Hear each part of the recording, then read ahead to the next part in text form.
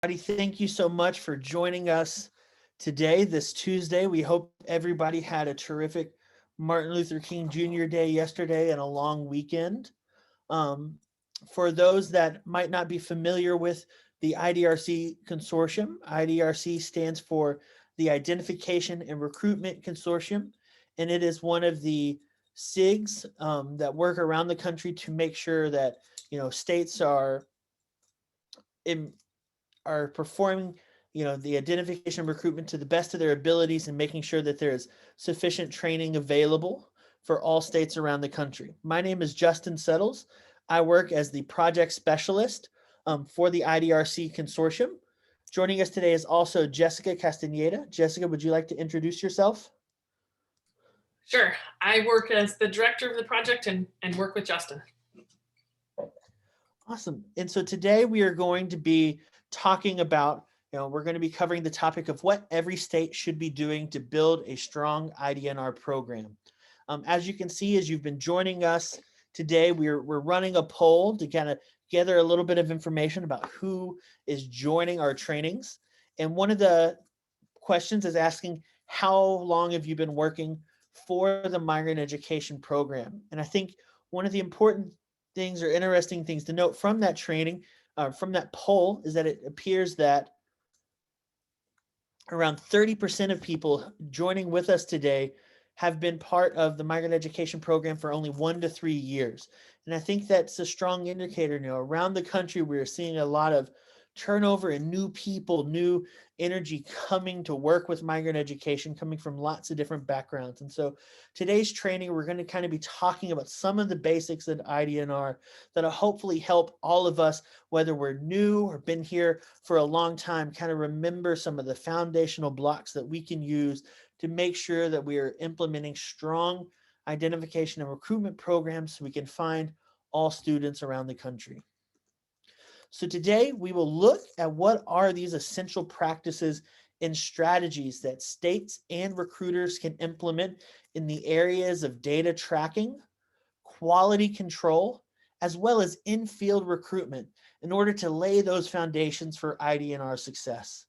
Many of the strategies that we'll be talking about today, we might be talking about them from a statewide perspective, or we might be talking about them from the individual recruitment perspective, but they are all strategies that everybody can implement both at the macro and the micro level in order to make sure that you are being your best at the identification and recruitment side of the job.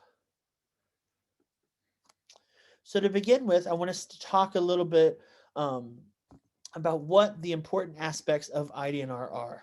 While all states may differ in their organizational models and their approach to identification and recruitment, there are some key practices and strategies that all states can adopt to ensure they meet the federal requirements and give themselves the best opportunities to be successful. And so while we all may have different models, we are all trying to meet the same federal requirements. And so we're going to be talking about what we can do to make sure we meet those. We're going to be discussing and breaking down the topics today into 3 separate fields. You're going to have your in-field recruitment, the quality control side of ID&R, and data tracking. All 3 of those work together to build a strong ID&R program. Your state's data tracking efforts, their quality control procedures, and the in-field recruitment you work together, or in-field recruitment that you perform, work together to put you in the best position to reach as many students as possible. All 3 aspects of ID&R are crucial to making sure that you're being as effective and thorough as possible. The Federal Office of Migrant Education, in their non-regulatory guidance, it's located in Chapter 3 in question A4, lists 6 responsibilities that state educational agencies are in charge of for implementing into their identification and recruitment programs. And we have found that all 6 of these required responsibilities can be broken down and placed into either that data tracking category, the quality control category, or in-field recruitment categories. To begin with, we're going to look at the data tracking responsibilities. On page 36 of the non-regulatory guidance, it states that state educational agencies are responsible for implementing a formal process to map all the all the areas within the state where migrant education families are likely to reside. And states are also responsible for evaluating periodically the effectiveness of identification and recruitment efforts and revising those procedures as needed. And so we're going to go and look into what these mean and how they can affect recruitment. After that, we're going to be looking at the quality control responsibilities that states have. On page 36 of the non-regulatory guidance, it states that state educational agencies are responsible for training and guiding recruiters on how to identify and recruit migrant children and how to make appropriate eligibility decisions, as well as implementing quality control procedures designed to ensure that reasonable accuracy of recruiters' eligibility decisions and determinations, as well as providing written documentation for those decisions.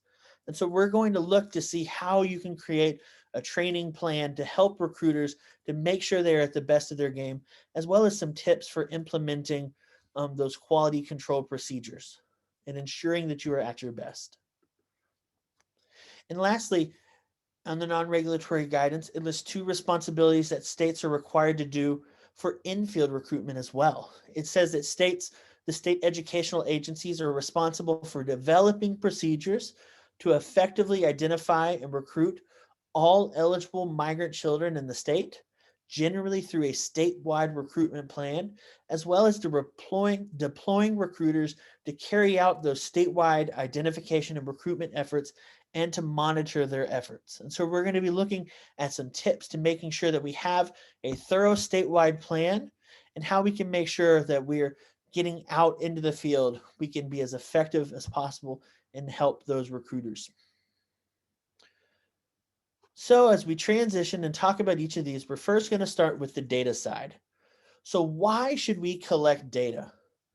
Data is crucial to fully understanding your state, understanding your program, and evaluating the effectiveness of your identification and recruitment efforts. All identification and recruitment efforts should be able to be supported by data, as well as to have documentation of that data that supports your efforts and your decisions. One of my favorite movies is the movie Moneyball, which came out a few years ago with Brad Pitt and Jonah Hill. And it's all about the story of how data revolutionized the way that managers and players see the game of baseball and how that led to baseball teams being more effective and thorough in how they play. And I feel like for us in migrant education, we are on the verge of those same kind of decisions. For a long time, the migrant education programs around the country have followed practices that they've been doing for a long time. And, a lot of that based on gut feeling and knowledge that's been passed down from, staff member to staff member. But now we're starting to have more and more access to all this data that can really help influence our efforts. And so it's important for us to collect data to make sure that we have as much information as possible so we can make sure that we're making the right decisions. Data helps us to understand, what is happening in our state. It helps us to know the migration patterns of students that are both entering and leaving and why those patterns are occurring. With enough data collected, you can actually predict and plan how your seasons are going to go. We have some states that have gotten so good at it that they can predict almost down, to within 10 students exactly how many students are going to be coming and going each season. Data tracking also helps to alleviate, the negative impact of staff turnover. As we saw, so many new staff members are joining the migrant education program around the country. And when you have such high turnover rates, it can be very easy, you can begin to lose information, lose data as people go and leave and forget to say, oh yeah, forgot you should always check out this farm or this place. And so having those ways of tracking data helps to alleviate those negative impacts of staff turning over because you're going to have that data with you no matter who is working. And then lastly, data also is always evolving and always in changing. So we should always make sure we're collecting more data to get the the latest story of what is happening. So we're talking about why we should collect data, but now we should talk about what should we actually be collecting. As I mentioned, all aspects of identification and recruitment can be tracked in some way using data. For some things, we just have to be a little bit more creative than others. Some key data points that you should definitely be tracking include the farms and agribusinesses across the state, any potential community contacts that can help you locate students, or open doors to other farms or agribusinesses, as well as those community partners and organizations that might be working with similar populations. Community locations that are frequently visited by migrant families, such as popular stores, laundromats. Maybe there's a certain library in your city where migrant students like to go to check out books or to watch movies, or for even English language classes. And so knowing and tracking those locations is really helpful. Those addresses that are commonly used for housing, by looking, you can go through and look and see past addresses where people have lived and notice patterns of certain places that have been used time and time again by families that are moving in, as well as monitoring and recording the actual efforts of recruiters out in the field, checking to see how it is that they're dividing their time, by what activities, how long do they spend, visiting housing sites, how long do they spend visiting farm locations, how long do they spend planning what they're going to do each week. It's important to collect, the number of training opportunities that are provided to staff around the state. How often are recruiters able to learn as well as to test their skills? And then how many COEs are they obtaining with their current efforts, and how many students are being enrolled? And where are these COEs coming from? All of these data points can help to build a picture and a story of what is happening in your state and how well you are meeting those identification and recruitment needs. So to begin with, we're going to talk about how to track that farm data. Many states or regions currently do not systematically track farm data in their area. Yet having farm data is foundational to ensuring the effectiveness of your recruitment efforts. Tracking farm data, we have one comment in the chat that says, tracking training attendance is very important too. And I agree wholeheartedly. Tracking the number of people that attend trainings and attend those meetings is important because it helps you to know, how interested staff are in those trainings. If you're finding low attendance in trainings, maybe there's something you can do to switch things up to make them, to make staff enjoy them more. But so tracking farm data is a necessary step for creating, those maps as requested and required by OME and the non-regulatory guidance. Tracking farm data also makes recruitment easier by helping, recruiters know where it is that they need to go. This is especially crucial for new recruiters who are coming in who might not be familiar with an area. Tracking farm data also helps you to create and implement that recruiting plan so that you can know exactly the ways that your state is going to meet those recruitment efforts by knowing all the locations that you have to check. And farm data also helps to evaluate how effective your efforts are being by letting you know, what percentage of the farms across the state are you visiting? Is it realistic to try to visit all of these places? Where are the key ones that each year you have to check? And now I think Jessica is going to share with you all some of the latest information that she has about some of the projects IDRC is working on to help with those farm tracking efforts. So we, thank you, Justin, for your explanations of all of that. We really feel like the farm data for us, for IDRC, is one way that we can assist with our member states. For those of you that are not members of IDRC, we do have 26 states that are participating, but we'll also be very transparent in what we're doing with our IDRC states in case it's something that you could also implement in your states. But we are currently working on compiling complete lists. All of our states submitted their current farm data that they had, and we have been pulling down for all 26 states the most comprehensive list that we can from multiple sources, using Manta, using some of the USDA sites. And so we have a tool that we found. we're big fans of Google Maps, but we found a new tool that we're also using and we're going to start sharing with states. And I'm going to put in the chat box a link to a map that we made through a tool called Batch Geo. It's very simple to use, and our states are kind of going to be piloting this and using this.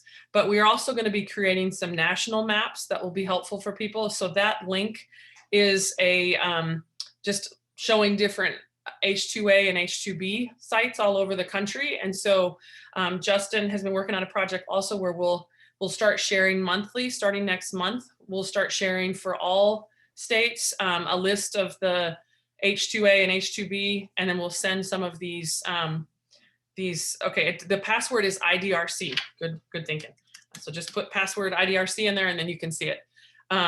So it does require a password, and so it's a little bit more secure, and it's not something that's searchable on the net. So we will be providing more training and information about that. We just wanted to kind of give you a little bit of a hint of some things that are to come. And we are really excited for our states because they should have some really comprehensive farm data that then what Justin is talking about. It's one thing to have the data, but then we have to track it and figure out how to use it and see how we're, what's available. But this, if you do click on that link, then you can kind of play around with that map, and we'll have more to come about that. Thank you so much, Jessica. And as always, you can always check the IDRC website, which is idr-consortium.com, to help, to find and see the latest projects that the consortium is working on. So as we're talking about tracking farm data, what are some ways that you can track the data of the number of farms around your state? The first one is to regularly research your region, as well as to search for farms or agribusinesses in your area. So whether you're working all over the state or in a very specific area, there are many different tools out there that you can use to research and to search for the farms in your area. Jessica mentioned a few of them right now. Manta.com, if you've never seen that before, is a great tool for showing you how to find farms in your area. It's a tool that we've given several presentations on before. And so you can always look at our previous presentations, also found on the IDRC website, to learn a little bit more about how to use Manta.com, as well as, using Google, using your state's Department of Agriculture website, to look and to search for your regions, to find what's out there. Agriculture is such a fast growing and changing business that things are different every month. And so it's always important, to constantly be doing that research to find what's new, as well as to find out the most up-to-date information about the places you might already know about. You can also download the available H2A data for your state to see. As Jessica mentioned, we're going to start providing on the IDRC website places for you to download that H2A data regularly once a month so that you can look and see what are the latest farms in your area that are requesting contracted work from outside the country. And we'll be using that platform to share that information and also to go through and filter both the H2A and H2B information so that you'll see the most relevant information available and most up-to-date information available about those farms in your area that are requesting that foreign labor. As you're collecting this data, we recommend that everybody kind of create a database of locations visited by recruiters and the results of those visits as recruiters are getting out in the field. And so that can be something that you use on your own data side on the migrant education server that you're using, or it could be a spreadsheet. However your state, whatever meets your state's current data protection needs, just make sure that you're tracking, the locations that your recruiters are visiting and what those results are, because that'll give you a strong list of places that are successful and have been successful in the past. And then also when you are collecting COEs, when recruiters are out there filling out COEs, make sure that they are also at the same time collecting the information of the farm where the migratory agricultural worker is employed. So whether they're working in seasonal or temporary work, make sure they get the name of the business, the agricultural business where the migratory agricultural worker is employed, because those businesses might have other workers that could qualify as well now or possibly in the future. Several states out there do a great job of collecting that information with the COE and building those statewide farm lists. I know New York does a pretty thorough job of when they're collecting their COEs of getting that information, building those state farm lists. And so it's a great opportunity to start collecting the information when you're getting those COEs to have those farm lists.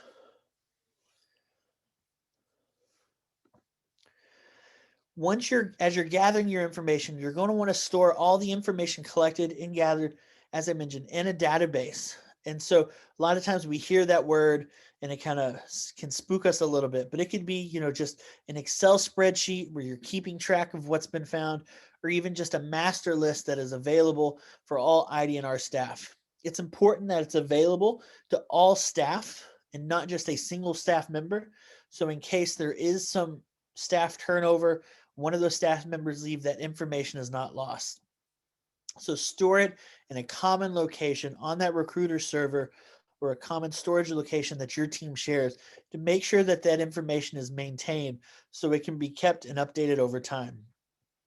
And we also recommend that you keep all information for at least 5 years to kind of help you see the bigger picture so you can see how agriculture and the information is changing and evolving with time. Since agriculture is such a fast growing industry, so ever changing, things 6 months from now can be so drastically different than things today. But at the same time, there might be farms that have gone out of business that we've seen before that can come back in the future.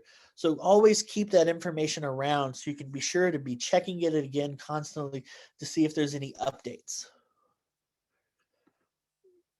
One of the tools that I have found very helpful in keeping track of what is going on in your specific area or in your community is by creating something called a community profile.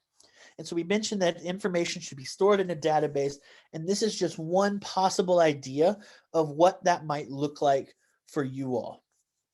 And so a community profile is just a simple spreadsheet used with either Microsoft Excel, Google Sheets, if you like to do it online, or any other spreadsheet program that tracks the farms and other agribusinesses in your county, as well as community contacts that might help your ID&R efforts, partner organizations, housing sites, as well as contract government agricultural agencies, and any other important recruiting locations or information that you may want to track.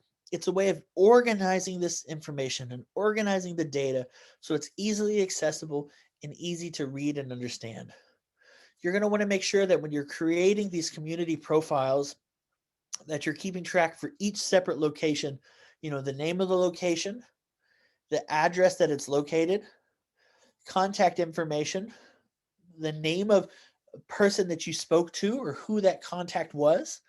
It's especially important to include the name of who you talked to so that anybody in the future that comes and sees it will know exactly who they need to go to, as well as how many workers they may employ, when the last time that they were contacted by MVP staff was, and any other important notes about the location. So I wanted to share a screenshot of a blank community profile that I've created, that I've shared with some states before to help them organize and track their information. We're going to be sharing on a portion of the IDRC website, this blank document if it's something that you're interested in. So be on the lookout for that. But, as you can see, the community profile is just a simple spreadsheet. It's got at the bottom separate tabs that are created for each type of information that you're going to track. So you can have one tab for agricultural businesses, one track for different government organizations in your area that you might look to contact, one tab for community organizations, one tab for housing sites, one tab for potential community leaders. Every community has those gatekeepers that you go and talk to that knows everybody and can point you in the right direction. But so keeping those tabs at the bottom to make sure that you're staying organized. And then as well, including with each tab at the top, a name an explanation for what that tab includes. That way, anybody that is coming later to look at the spreadsheet can see exactly what the information is and why it's important. And then as you can see, each row, or I'm sorry, each column includes a clear label to let you know exactly what information should be there. So you can see for the agricultural businesses, the name, the address of the business, telephone, what crop or what kind of, what agricultural product is associated with that business, whether it be, a farm that's growing something, a dairy, a fishing boat, whether the work done there is usually seasonal or temporary, who they should talk to, and any additional comments. And as you can also see, we included as well information where you can track exactly when the location was contacted and a space for comments to say how it went. So you can keep track of who you've reached out to, how things are going, so you can know that you're ensure that you're not overwhelming places by contacting them too much. And so several states, you might already have similar tools that you're implementing. Recruiters, you might have your own individual tools, and that's great if you do. For all those states, though, that might need something, this is just an idea that might help you forward. Now we're going to talk about monitoring our recruitment efforts. As mentioned earlier, monitoring the recruitment efforts is a responsibility listed in the non-regulatory guidance, and it is a critical part of OME's recommended quality control process. Monitoring recruitment efforts, it needs to be stated, is not about micromanaging recruiters. Monitoring recruitment efforts is all about knowing what is occurring in your state so you can properly evaluate your program's ID&R strategy as well as your effectiveness. Monitoring of recruitment efforts allows supervisors to provide much needed support to recruiters. When supervisors know and are aware of what recruiters are doing, they can provide helpful ideas and resources that can lead to them being as effective as possible.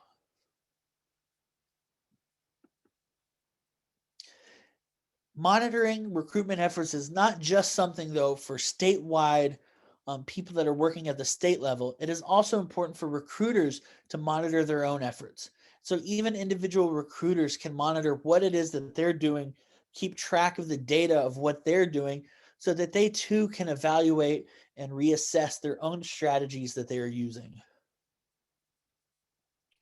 So what kind of information should we be tracking about recruiters? Number one, we should be gathering information about what locations recruiters are visiting. Where are recruiters going? I noticed we have a couple questions that have appeared in the Q&A box.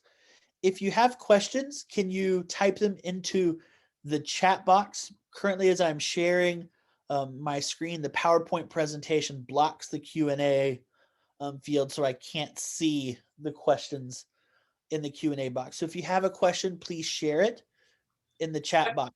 If you want, it said the community profile that Justin shared. Do you clear out the context each year or just update the dates over time?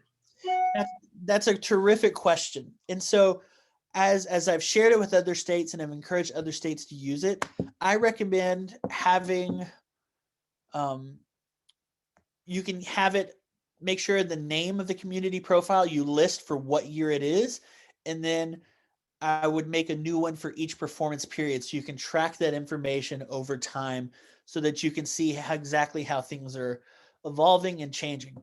Much of the information might be able to be shared across the different years.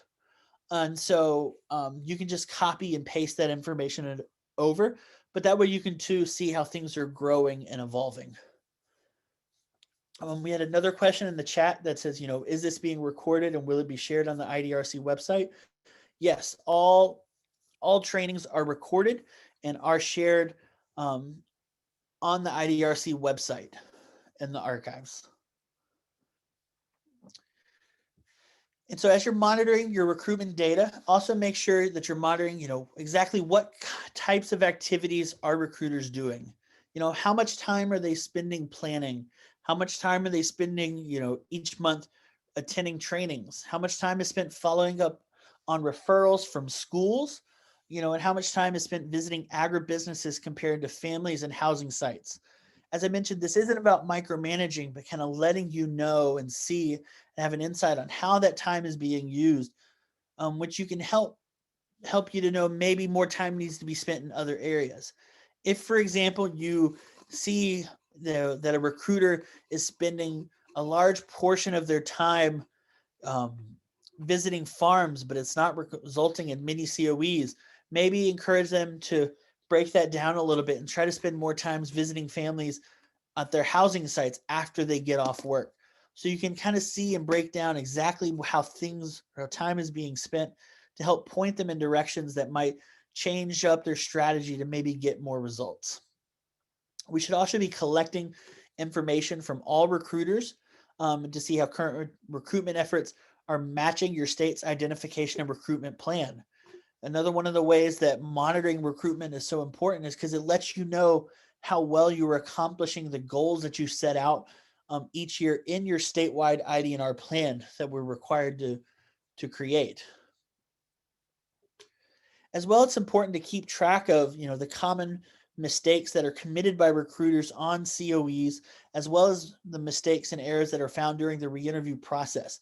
Those mistakes and errors found on COEs and in the re-interview process, can help influence and inspire the trainings that we give by pointing, any possible gaps in knowledge that might exist within your team. So as you go and you're collecting your data, it's going to become time to evaluate your efforts.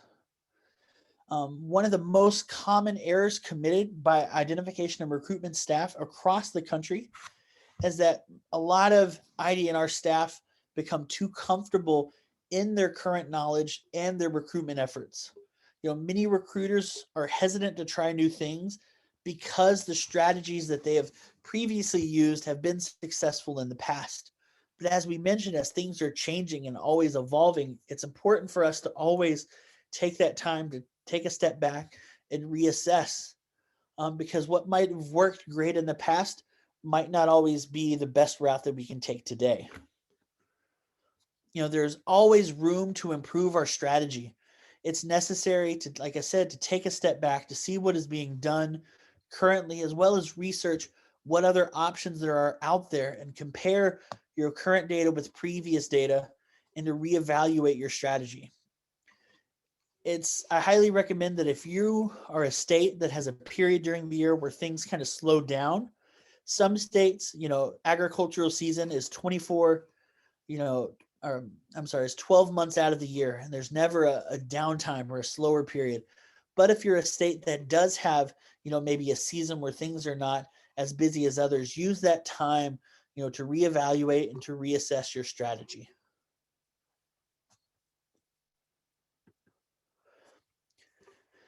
And so as we're talking about this, I want us to talk about the fact that change and growth are good.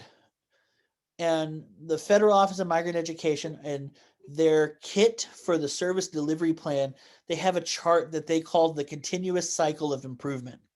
And so I wanted to take that and kind of adapt it for ID&R, because in a similar vein as for the services they implement that SDP, we in ID&R should be continuously looking to see how we can improve. We should be following the same steps and the processes of planning and strategizing exactly how we are going to be performing identification and recruitment, to implementing and putting what we're doing into practice, collecting data, and then evaluating our efforts so that we can plan and strategize all over again. We should always be striving to be better so that we can make sure that we are meeting all migrant students in our states. So how should we evaluate our efforts? As we're looking at the data we've collected, we should take the time, to ask ourselves the following questions. What story does your data tell about your state? What information, is there data that shows that agricultural is on the rise in your state? Is there data that indicates that certain crops are becoming more popular? What story is the data telling you? Looking at that data, is there any information, that surprises you that you didn't know previously? Is there anything that you hadn't thought of before that kind of stands out according to the data that you have? Compare your data to previous years and see how well are things going. Are there more farms now than there previously were? Are you seeing the same number of students enrolled in the migrant education program in your area as you have in previous years? How does your data compare? Are there any major differences? And if so, is there data that can account for these changes? If you're finding more students are being enrolled, in certain areas, is there data that tells you why that is happening? Are more farms springing up in that area? Or are you just spending more of your time focusing on that area? What can you learn from looking at the data? Are there any gaps that you can see in the data? Are there any holes there that might need an explanation? Sometimes that could be a sudden drop in an area that you can't explain. And so, okay, you need to gather more information to figure out what is happening here. So if you see a sudden decrease in the number of students enrolled or COEs in a certain area, you might have to go and collect data to figure out why and what is happening, as well as look to see if there's any areas where you believe you can improve. Are there any areas that data shows that maybe you could be doing a little better? So these are some of the important questions that you should be asking yourself as you go through and assess your strategy. Another key part of the evaluation process is researching your area and talking to people who are working in the agricultural industry or as agricultural agencies so you can better know what is happening. Get out there and talk to the business owners, the agricultural business owners that you are well acquainted with, that you know well, to ask them, if they know of any updates or trends in their area that might explain a change in the number of migrant students. Go out there and talk to the agriculture extension offices, any other organizations that might be working with farms, and ask them, are there any upcoming changes to the industry that might affect the number of migrant students in the area? you know, there's a lot of times that technology comes in and changes how agriculture is done. Farmers might know about these changes and advances a couple years in advance before they are able to implement them. So you can go and ask, hey, is there anything you see coming down in the pipeline that might drastically change the way that you perform agriculture that we can know about so that we can plan ahead to make sure that we meet those ever changing needs of that industry? And and talking to people that are involved in the agriculture industry also can confirm the other rumors and information that you hear as you talk to families out in the field. Oftentimes, as recruiters are signing up families and visiting locations, they'll hear information, they'll hear rumors about what is happening. And talking to those people that are involved in the industry, agricultural industries, can help to confirm that information, to confirm that what you are hearing is true so that you can help plan for the future. So after you looked at the data set and you've been evaluating it, you know, you can see how it compares to the ID&R plan that you have in place. Is your data that you're providing, does it support your original plan or strategy? After you collect the data and you've been implementing your plan, does the data support the ideas that you had previously? Or are you seeing, hey, maybe there's, some ideas that we might have been a little off about? You know, each year I recommend that people go through the goals that you had previously set and assign yourselves a grade of numbers 1 to 5 based on how well you feel that you accomplished them. And this is all just for internal use only. It doesn't have to be anything official, just for you to help you do better. So it's not even something you have to share with others. Just go through your own goals by yourself or as a team and, assign those grades to truly be honest about how well you think you're doing. And after you assign those grades, look back on those goals and ask yourself, were the goals I set realistic? Was I being maybe too optimistic about what I could accomplish? Was I being too ambitious? Or maybe you weren't being ambitious enough. Maybe, you were undershooting things. You need to strive for more next year. And then after looking at those assignments, looking to see if the goals are realistic, ask yourself what goals you can set for the following year. Look for new areas or demographics for you to be able to explore. Are there any, indicators of new groups or new students that you might not have known about? Are there any new crops in your area that you can add to your plan? A great example of this is I was recently talking to a recruiter in one state who was going through the data from their previous years and found 4 separate families that had moved independently of one another to work in blueberries in their area. And they had never visited or seen a blueberry farm before.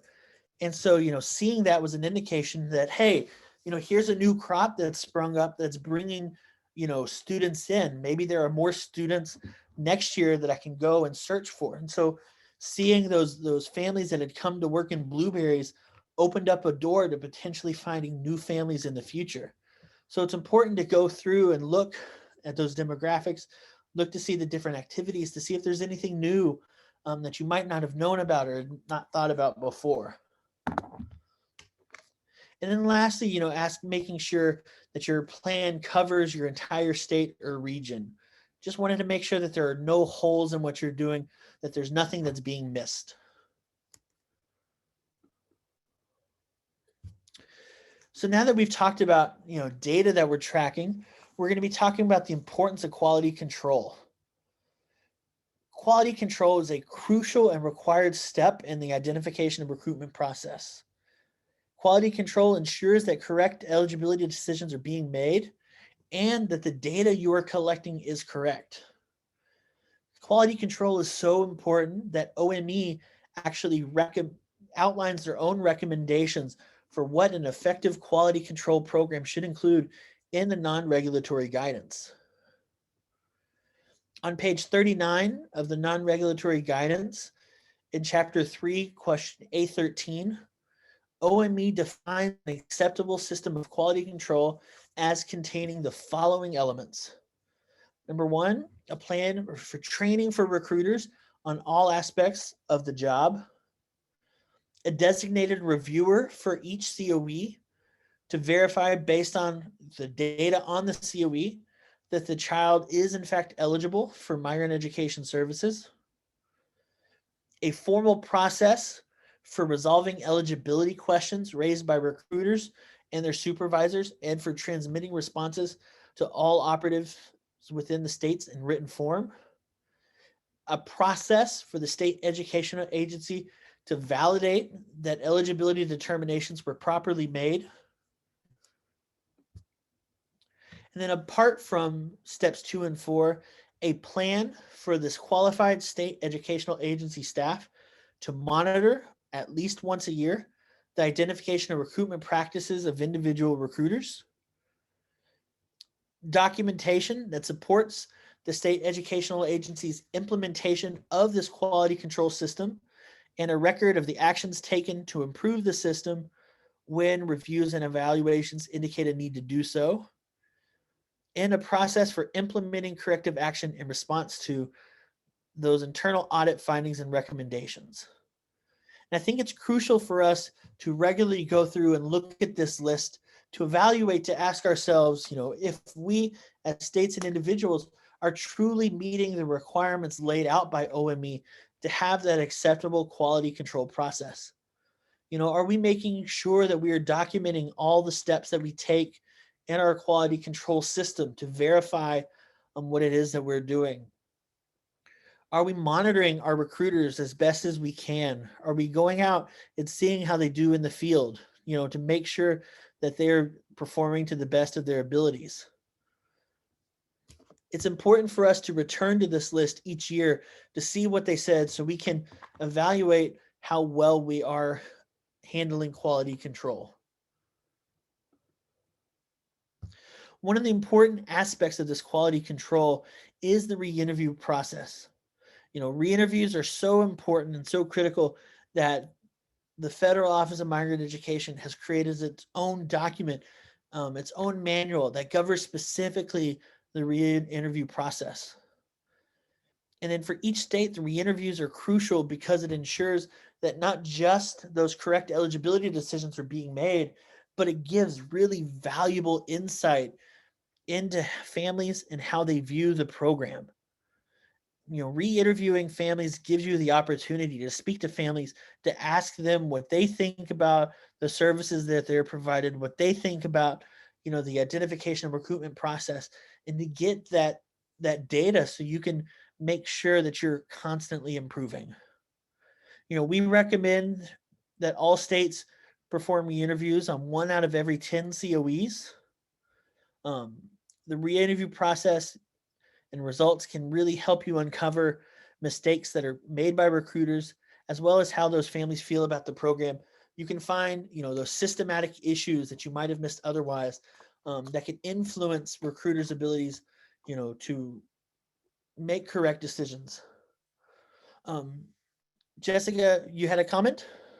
Yeah, I think sometimes we think that it has to be super formal for this re-interview process. And I think as supervisors, if you have new recruiters or just to kind of keep track of how things are going, one of the things that I always found helpful was to just pull that 1 out of 10 and just call a family and just see, hey, I just realized you're signed up for the program. Are you aware of, these are the resources we offer, and then do a quick review with the family of the questions. And for me, it was not so much like trying to get gotcha on the recruiters, but to just see if I had a brand new recruiter, the family may not know of resources that the recruiter wasn't aware of, or I could see an area that they were struggling with training because maybe they didn't qualify, but it was because something didn't make sense. So I think sometimes in our formal process of reviewing COEs, we may have 3 or 4 people that look at the COE and not one person that actually calls and speaks to the family. So it can be very informal, but it's just a good check. And then it's also like you just mentioned that, you get the perception of what the family thinks they just signed up for, and making sure that we're explaining in a way that makes sense. And so I know a lot of recruiters will say, hey, you might hear from somebody just making sure that you qualify, and then that step doesn't happen, but it's a really key step that can help with, this quality control, and then also really supporting and assisting your recruiters in the same way. And I think it's also really important because families should be our best advocates out in the community. Families should be the ones that are spreading by word of mouth about the migrant education program. And, talking to those families, whether it be in a formal re-interview process or informal process, can really help the family's perceptions, how well families know the program, to tell you whether or not they're going to be able to be those advocates, or what you can do to make them better advocates in the community. It's also important to know that when you're doing the re-interviews, talking to families, always let them know that, hey, this isn't an issue or have anything to do, with issues related to the family. It's always something good and positive, because you want to make sure that you're serving them to the best that you can. And then, make sure if you're doing a formal re-interview process that you are properly documenting all the steps, included, as well as include any recommended corrective actions based on issues found, and how you are addressing those corrective actions.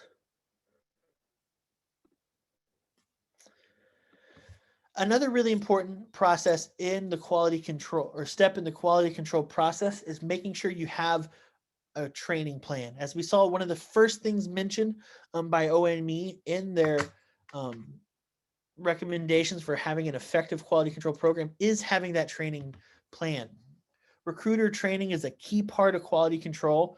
There are many different regulations that govern eligibility, and recruiters might not be using all of them all of the time. Recruiting skills are like any other skill, and if they're not being used regularly, they can get forgotten. Just like, muscles can atrophy if you're not using them and grow weak over time, certain recruiting skills can grow weaker if we're not using them. So training helps us to build up those skills, to use those skills to make them as strong as possible. And it ensures that recruiters are always operating at their maximum capacity, and it means less work for supervisors in the long term. If you are ensuring that recruiters are getting great training, that they're working to the best, you're going to have less work because you're going to have to come around less to correct any mistakes that recruiters might make. So how should we go about establishing a training plan? The first step is simply prioritizing training for recruiters. It can be hard to make that first step. It can be hard to prioritize training, especially when we look and see how much there is to be done. I know, when you look and see, oh, we have so many farms, so many different areas across the state to cover in so little time, it's really easy to want to prioritize getting out there and talking to those farms. But we have to make sure our recruiters are prepared. And so the first step in establishing that training plan is simply to prioritize training and making sure that recruiters are going to get as much training as possible. You're going to want to establish, a formal onboarding process and protocol so that as new staff are coming in, they're going to make sure they have the required knowledge that they need to be successful. That onboarding protocol should include information related, to eligibility, as well as services that are available in their area and basic information on agriculture in their area. Because many staff that are joining the migrant education program might not be as familiar with agriculture or have an agricultural background. You should annually assess recruiter knowledge using practice scenarios or assessments to help gauge gaps in their training and knowledge. IDRC, for those, offers their annual recruiter assessment. We're working on updating it right now to have more questions, to be more dynamic, so that we can make sure that we're doing the best that we can to possibly identify those gaps in knowledge. As well as IDRC has the mini quizzes available on their website that you can use to test not recruiter knowledge about specific fields or areas related to eligibility. So there's many tools out there that you can use to assess and to gauge recruiter knowledge, but just make sure that you are doing something to find those gaps to help you know exactly where training is needed. We also recommend that recruiters regularly read and reread the guidance. When I've trained recruiters previously, I encourage them, every 3 to 4 months, go back to the non-regulatory guidance, reread it over it again. Look to see, with your new knowledge, your new experience, are there any things that stand out to you? Are there any questions that you may have? Make sure it's always fresh so that you have it in the back of your mind, because you never know when you might be getting out there. Find a family that might be eligible due to something that you're not used to. Many states have predominantly seasonal or temporary work, and sometimes for a state that focuses primarily on temporary work, when somebody comes in that qualifies due to seasonal work, if you haven't been reading and rereading the guidance, you might have forgotten some of those rules related to eligibility with seasonal work. So make sure you're reading the guidance to keep it fresh in your mind. And then look at data that you've collected from recruiters and use that data to identify what trainings are needed. What recruiting eligibility rules are used the most? Like I said, you'll look to see, are your recruiters identifying mostly seasonal or temporary workers? Is there a specific crop that might, that they might be more familiar with, that might need more training involved? Look and see what rules and eligibility rules are used the least. Look to see what they're not finding a lot of. You might not have a lot of um, industrial fishing in your state, but maybe somebody moves in from a different state that does qualify from fishing. So you want to make sure you have that knowledge to identify it when it comes up. As well as previously mentioned, look for those common mistakes made by recruiters that you can find on COEs or through the re-interview process in order to help fill in those gaps. Another recommendation I have for a training plan is to bring in IDR staff into the training process. There's the common saying, that the best way to learn something is by teaching it. And so have ID&R staff choose a topic that they like or feel comfortable with and have them create a training that they can give to other staff. One trick that I've used previously with recruiters is to assign portions of the non-regulatory guidance or the National Recruiting Manual or even the National COE instructions and have ID&R staff read their section and teach other staff on their assigned portion. And so, you can assign the section in the non-regulatory guidance, for example, on qualifying moves, and then have the staff teach the rest of the ID&R team about the section on qualifying moves in the manual. And then I also encourage recruiters, and ID&R staff, when available, when staffing size lets you do it, to recruit in the field together with other recruiters at least, once a quarter. So once every 3 to 4 months, so that they can learn from one another. It's oftentimes when we're in the field with somebody else, and of course, this is limited now due to the COVID-19 pandemic, but when we're able to get back out into the field more, we learn so much more by seeing how others recruit, by seeing how others interact with people. It's a valuable training tool, seeing how others do it. And so encouraging ID&R staff, to recruit in the field together, at least once every 3 to 4 months, so they can learn from somebody new. And make sure that you are documenting your process for answering ID&R questions, and that you're incorporating those questions into the training process. One of the things on OME's list for an effective quality control process is having a formal process for answering questions. And I think this is an area that states often overlook. If an ID&R staff member has a question, what are the processes that you go through to get an answer? And so go through, document your process and the questions that you have. And then each year evaluate, as you're evaluating your ID&R strategy and plan, evaluate your training plan as well, and use the data to make sure that your training plan is being as effective as possible. If you find one year that there's a certain gap in knowledge in recruiters, whether it be through a topic or a certain process, maybe recruiters aren't the best at putting comments on COEs, and so you give a training on that. The next year, look to see, has improvement happened? Are recruiters being better at comments? So look and see and evaluate, how your training plan is going and whether or not you truly are being effective. Now we're going to transition into what we can all be doing in in-field recruitment. As you know, the quality control process and the data collecting is what inspires and helps us know how to be the best in our in-field recruitment. Many experienced recruiters often fall into the trap of regularly returning each year to the same places in order to find students.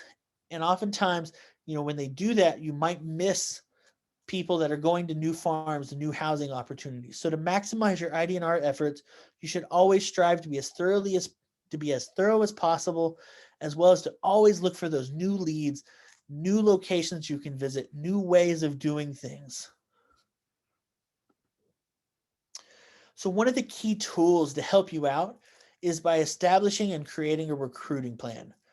A recruiting plan guarantees that the recruiters are being as thorough and diverse as possible, and it helps you to have a very strong ID&R plan for the state and region. A recruiting plan can be done both individually or for individual recruiters at the micro level, as well as macro across the statewide.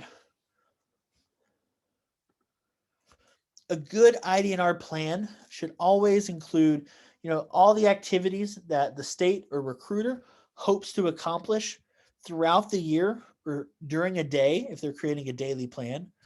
The ID&R plan should establish clear goals that are realistic and measurable. You want a goal that you can follow along, that you're able to assess and make sure that it's something that you are accomplishing or on your way to accomplishing. A good ID&R plan should also highlight critical dates or seasons throughout the year that your recruiter should know about.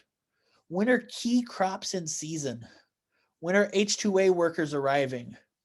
Are there any festivals or events tied to local agricultural work that could be good recruiting leads? Many areas, if they have one specific crop, have festivals to celebrate. I was recently doing research about, the chili pepper festival in New Mexico that they have each year for the chili pepper crops. And so look to see what festivals are out there that could help provide those leads. And then also, when should these key activities be done throughout the year? Are there certain months that certain activities should be done? Are there certain months that, recruiters should be visiting farms? Are there certain months that recruiters should be focusing on housing locations? And when are there months where you can try new things? Are there any months that are slower that provide that opportunity maybe to go research new areas, or visit new locations? Highlight all of these in your plan. And you make sure that you are using your plan as a time and experience, to be big, to dream big about what it is that you want to do, and to be creative, to bring in those creative solutions, to bring in those things that might be different that you've never tried before. Include those in your plan so you can do them and see how effective they are. You're going to want to make sure that your recruiting plan is well-rounded. A well-rounded recruiting plan is going to include diverse strategies and locations. So as you go through and create your recruiting plan, you're going to want to ask yourself, are you spending sufficient time recruiting in the field? Are you working with schools enough to recruit new students? Many times a lot of us will focus primarily on either in-field recruitment or in-school recruitment. But the reality is that have a well-rounded plan to be as thorough as possible, we need to make sure that we are doing both in-field recruitment, getting out there into the community, as well as in-school recruitment and working with schools to find students. You're going to want to make sure you're working with local organizations that might work with similar populations. Are you visiting farms that are looking up H-2A work orders in your area? Are you visiting both temporary and seasonal agricultural businesses? This is another one that I think we see really often, is that a lot of times recruiters will feel really comfortable with either temporary or seasonal type of work, or they'll think there's only one kind of work in their area, so they'll focus heavily on that and might miss out on the other. So make sure you're visiting both seasonal and temporary agricultural businesses. Make sure you're reaching out to those dairies, meat and poultry processing plants, egg plants that might be in your area. And then make sure you're reaching out to local agricultural agencies that might have information on what is happening. And always be looking for those new areas that you can explore. So we talked about different agricultural agencies that you want to be familiar with. And so I want to share with you all specifically the agricultural extension offices that are out there. Agriculture extension offices should be a key partnership for all of us. And so are you currently, ask yourself, are you currently working with agriculture extension agents? Are you participating in the trainings they offer to farmers? Currently now, many of the trainings that agriculture extension offices are providing are virtual. So there could be greater opportunities, for you to participate and just share who you are and what the migrant education program is. For those that are not familiar with the agriculture extension offices, every state partners around the country partners with a local university in order to help provide agricultural training to farmers in their state and key information that farmers may need. And so in order to find the agriculture extension office in your state, I've provided the link here. It included in, the chat, as well as in the PowerPoint, which will be uploaded to the IDRC website. You can click on the link, as I'll take you here, and it'll take you to the Land Grant University website directory. Again, this is the United States Department of Agriculture website that shows all the different partnerships that they have with universities across the country. If you scroll down on the website, you'll see a map of the United States, and you can click on your state to see who they're partnering with. So if we click on Kentucky, for example, it'll take us down here. You can see right below where it says the Kentucky State University Cooperative Extension and the University of Kentucky Cooperative Extension Service.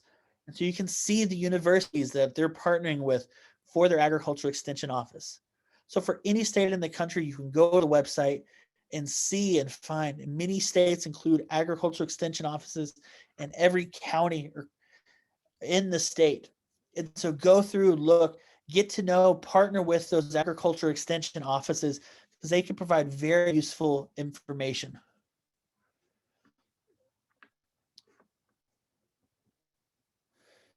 We have one comment that says, Jessica said that if you can get on their mailing list, they'll let you know what trainings they have coming up. Especially there's some trainings that you'd be surprised the number of farmers that are there. You might have a training that has hundreds of farmers. And so if you partner with those agriculture extension offices, they're great opportunities to reach large audiences. And, they'll also often have calendars on their website, and their mailing list many times will provide key information that you need to know about agriculture. For example, I was on the newsletter that it would send out to Tennessee that every month it would let you know about rainfall and how rainfall is affecting crops and where crops are. And so it's key information for me to know to help the recruiters in the state of Tennessee say, hey, farmers are behind this year because the agriculture extension office says there's too much rain. So that workers might be delayed in getting here. So those mailing lists provide information on trainings and important, crucial information about agriculture in the state. And oftentimes, the extension offices want to share with you and want to help because they're there for educational purposes. Sarah from Idaho mentioned that their agriculture extension offices attended their PAC meetings to share information about training opportunities for the workers at the PAC meetings. So there are opportunities there for things to be reciprocal, for the relationship to go both ways. We've seen other states that have partnered with, the agriculture extension offices to help provide translation during training services for workers. And so you can help each other out, and it can really open the door to finding more workers, getting to know farmers, and getting your name out there so more people know about your program. Another resource I wanted to share with you all is the USDA's local food directories. And so this is a newer initiative performed by the Federal Department of Agriculture, to advertise, where food is coming from and to get information out there about different food resources. And so you can click on the link here. We're going to be sharing it in the chat. And so that's a link to the USDA's local food directories website. And if you follow it, it includes, and scroll down, there are 4 different databases that are included in the food directories website, and each one can provide important information that can help you. For example, there's the National Community Supported Agricultural Enterprise Directory. And so a CSA, Community Supported Agriculture, is a farm, for those that are unfamiliar with it, or a network of multiple farms that offers consumers regularly deliverable, locally grown farm products. And so they're smaller farms usually, but sometimes you might find workers on the farm that can qualify. And so you can click on the database and it'll take you, and you can find any community supported agriculture farm in your area. So it's a great way of knowing and finding farms that you might not be familiar with. There's no guarantee that they're going to have workers that qualify, but it doesn't hurt to check, and they might know other farmers in the area that they can point you to. And so you can search by zip code, you can search by state to find those CSAs in your area. For those that are asking, all these links are included in the PowerPoint presentation, and we'll be providing the PowerPoint presentation on the IDRC website so that you can go through and check them out yourselves. The USDA local food directory also includes, the National Food Hub directory, which is a hub that shows businesses that distribute produce in your area. And so while they might not qualify, sometimes you can find packing houses there as well, but you can oftentimes contact those businesses that are distributing produce to help get you connected with farms in your area where they might be buying their produce from. There's the National On-Farm Market Directory, and this is one that I've found really helpful in the past. So oftentimes farms that are large enough to have markets on site are also hiring workers to help bring in the produce and their products in order to sell. And so the USDA National On-Farm Market Directory is a directory of farms around the country that has those markets on site where you can go and buy the produce grown at that farm. And so it's a great tool to go and check out, to find those areas in places in your, where you're recruiting that are selling products, because there might be farms there that you might miss. And it's very similar to the CSA that you can search by zip code, you can search by state, you can search by market name, and it'll oftentimes, it'll give you the name of the farm, the city, the state that it's located, as well as a website, so you can go and check out the website of the farm when it's available. And so it's a really great tool. As you can see, there's 1,600 farms around the country listed on the website. It's another tool to help you find farms that you might not have known about before. And then the last directory I list is the National Farmers Market Directory. And so it's a list of all the farmers market that features at least 2 different farms or places, vendors selling agricultural products.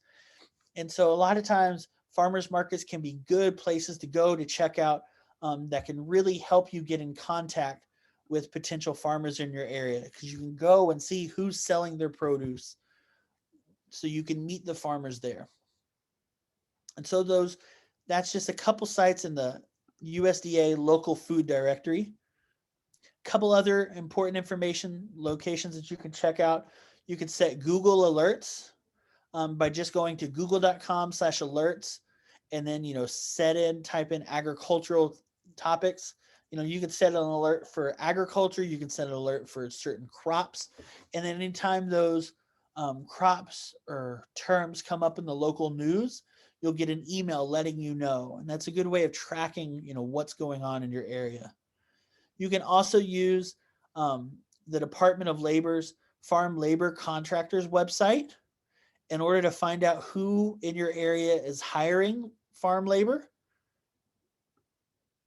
And so the link will be posted in the chat box here. And so when you go to the Department of Labor, farm labor contractors listing, you can scroll down and you can search by state, by zip code, and you can find, your area, and it'll show you the name of the business.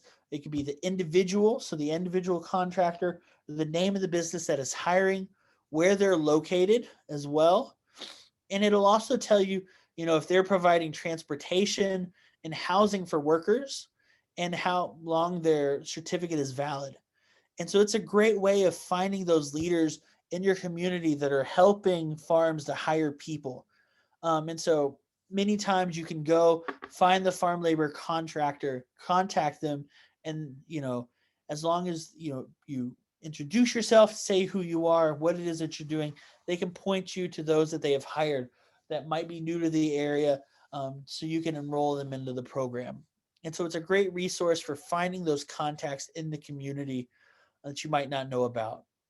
It's also a great tool because you can download the spreadsheet by clicking here on the link, so you can search it a little bit more thoroughly. And there are other portions of the website where they actually show you the farm labor contractors who've been banned from hiring workers. So you can look to see, who in your area might have previously been banned. They might still be contracting workers, or you can have that information, to warn other workers in your area if something sketchy is going on. We also want to highlight the USDA meat, poultry, and egg processors list. And so the Department of Agriculture, they list a directory for all the meat, poultry, and egg product processes around the country. And so, there's a lot of temporary work that's being done here. And so we encourage everybody to go to check out the website. Down below, you can search by activities. So you can specifically, if you're looking for, chicken, poultry processors in your area, beef processors, there's a map. So you can scroll and find your area on the map, or you can search by region or search by state. You can also download up here. It lists the directories available for download. So you can download all the processors across the country, so you can search for your state, search for your areas. It's a great tool. There's many, many more meat and poultry processors around the country that we're not aware of, that we need to build relationships with, because workers might be there. And so it's a great way of researching your area, getting to know and see a little bit more about what's out there, so we can hopefully find more students.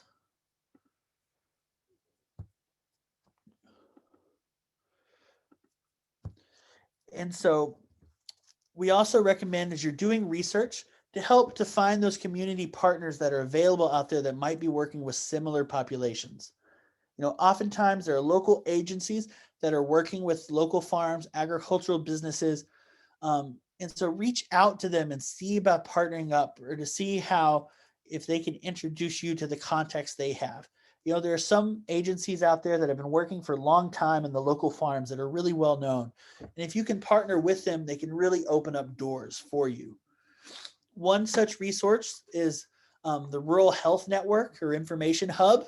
It's a great, terrific website that'll show you, the different medical and health resources that are available in your area, as well as the health organizations that are working oftentimes with agricultural workers. And so the website is ruralhealthinfo.org/states. And when you go there, you can select your state from the list. We previously have worked with Iowa to help connect them with some of the help source resources that they have. And when you click on your state from the list, it'll give you, a brief background about your state. And on the left, you can see resources, health information resources that are available for your state, as well as you can click here where it says organizations. And it'll show you organizations that are working for rural health in your state. So you can see here for Iowa, they have the Central States Center for Agricultural Health.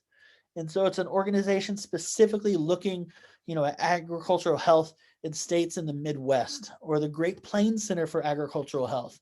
And so these are partners that you can reach out to see about partnering up, that might be able to open doors for you, as well as provide new information about what is out there.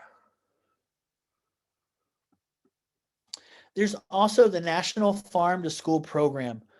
Jessica, would you like to talk a little bit more about the National Farm to School program? Yeah, so this is something that I know a lot of you are aware of, but I don't know that we partner as we could. I was just involved in a project where I was working with someone that is over one of the farm to school programs in their state, and they were asking me to kind of assist them with something on a website. And I realized that they had so much more connections in that particular state than we did on Migrant Ed in some levels, because the way that farm to school works is they're wanting schools to buy more local food. And so they're kind of connecting farmers and marketers related to food also to schools. And so they've got a direct end with specific processors and specific farms that were right located across the state. And so usually there's a contact at your state Department of Ed who is over this program, and schools apply for funding to be able to kind of buy local products. And this particular state that I was working with, they said, well, hey, the migrant ed person could definitely come and listen in. And so I realized it's probably something that we need to partner with a lot more on a large scale. Same thing with rural health. The Migrant Head Start program has a national partnership with rural health. And one thing with IDRC, we're trying to see how we can partner on a national level to kind of trickle down more resources. And so these are two that we're really interested in. And then we also think you can kind of look at locally and see what you can do to start that process if you haven't started. But at the same time, we're hoping with our IDRC states that we can make some connections from the top down. Yeah, and so to go and visit the website for the National Farm to School program, it's just farmtoschool.org, and it does exist across all 50 states. And so you can go to the website to learn a little bit more about it and to figure out, who they are working with. So you can go and click on our network, I believe, and it'll take you to a map of all the states. You can click on each state to find, your state's individual partner for the farm to school organization. So it's a great tool. It's a great resource that's already out there, closely connected to farms in your state. That again is aimed at education. We all have similar goals and purposes. So it's real easy to build a partnership up with those areas. So go check it out at farmtoschool.org.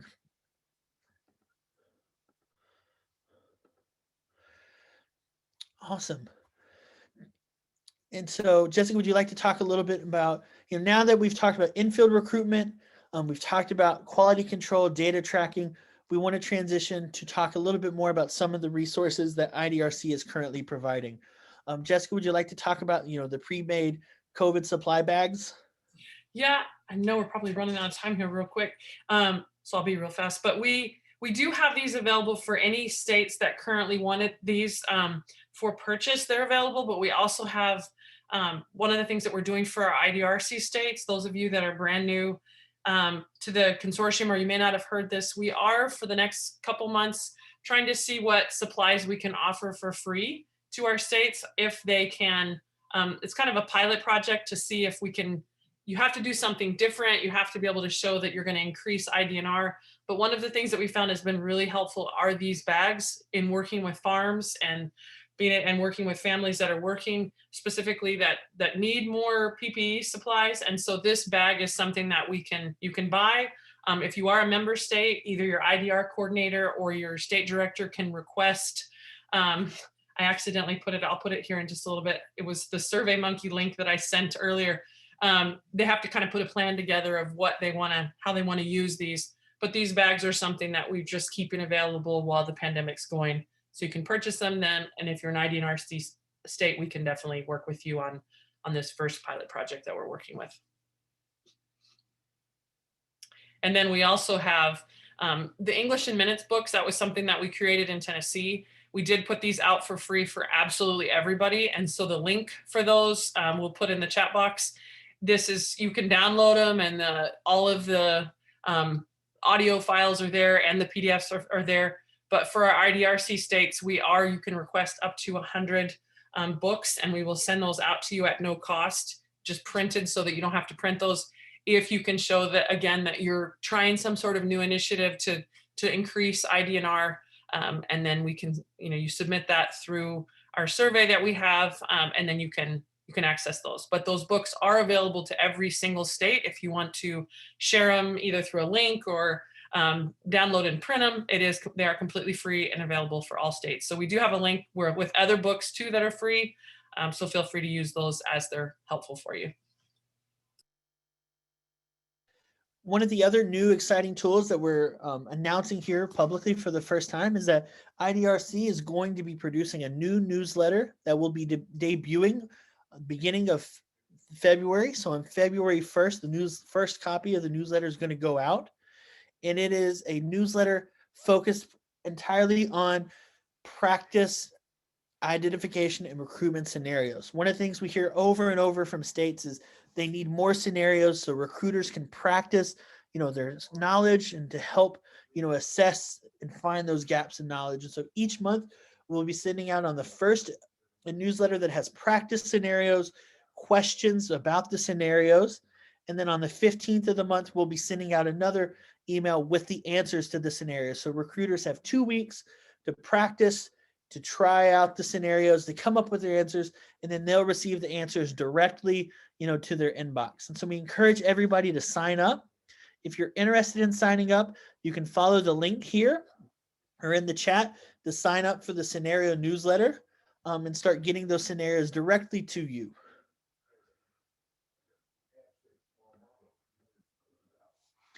Our next monthly webinar is going to be held on February 16th at 2 p.m. Eastern, 1 p.m. Central Time, 11 p.m. Pacific Time.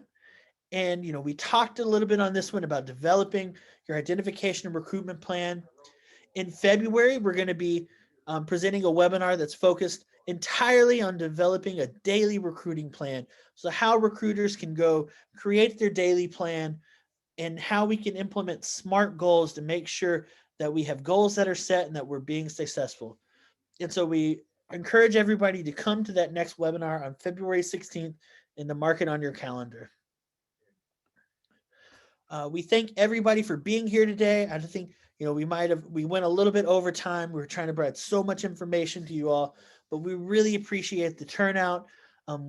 if one of the things that we like to do at the end of every training is to ask for everybody to fill out our training review form. If you can access the training review form in the chat that is in the link that is in the chat box, as well as by scanning the QR code. If you're unfamiliar with the QR code, you can just open the camera on your smartphone, aim it at the box on the screen, and it should open up a window for the link for you to access that'll take you straight to the training review survey. We're always wanting to see how we can improve to make sure we're providing useful trainings for everybody. So we would love to hear your feedback.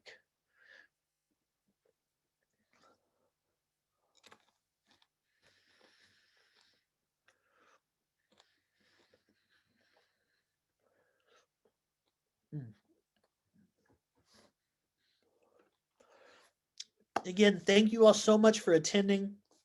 It's been our pleasure. If you have any questions, here's our contact information. Feel free to reach out. The training recording and PowerPoint presentation will be posted to the IDRC website, so you'll have